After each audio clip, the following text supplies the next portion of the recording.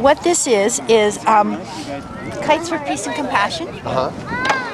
We took the idea. It was originally an idea that was executed in Israel last May between Palestinian and Israeli kids. And then it came to the valley here by Glenn Shapiro. And this guy right here, this gentleman right here in the yellow. And with the piece, that's it. That's him.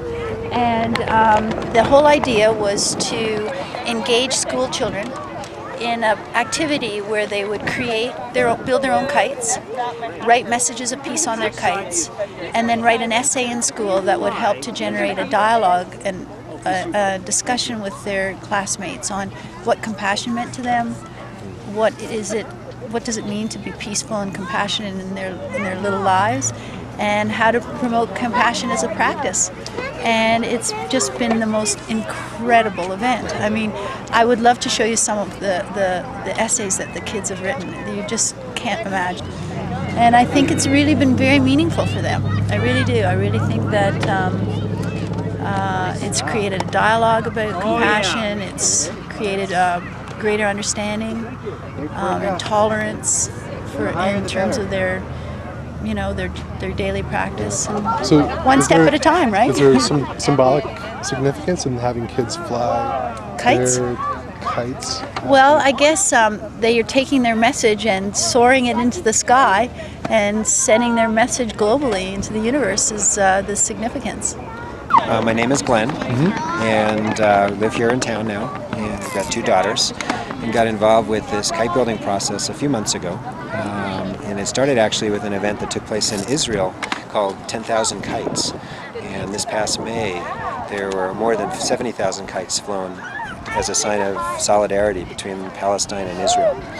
And we started a small project in the valley with some kids and through some of the religious groups, but as a completely non-religious event, and extended it and called it Kites for Peace. And because I just thought getting that message out to the kids was really, really important. And we then ended up taking it one step further, and it got brought into this weekend event with the Dalai Lama's visit, and it became Kites for Peace and Compassion.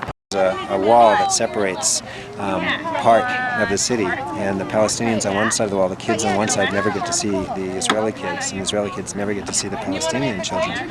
So they flew kites with their messages from both sides of the wall so they could communicate the message, and the message was, this is probably silly and we ought to be on the same side.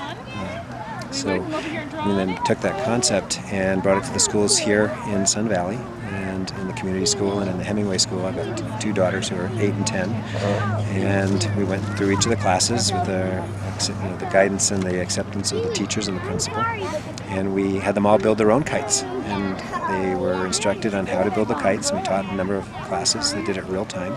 We brought all the materials for them, and then had them start to really talk and share what their idea of peace and what it means to them, what's compassion, what does that mean to you. And certainly in these last few weeks with the hurricane, there's been a lot to talk about.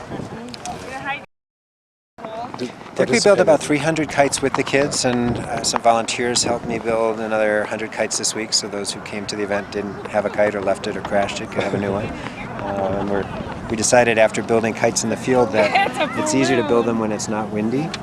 Once they're built, they like to fly. Yeah. And the beauty of these kites, these are called sled kites, or sleddies.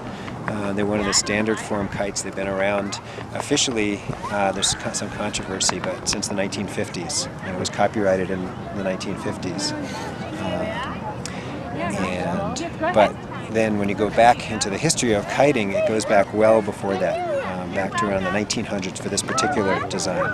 And for a while it was called the Buddha kite, having nothing to do with the Dalai Lama, but from Budapest, where the kite was first developed in the early 1900s. And then it was actually called the Jewish Buddha kite because paper was scarce back around the turn of the century. And the so-called Jewish accountants would have their papers with all the documents, the numbers on them, and they were done, they would throw them out.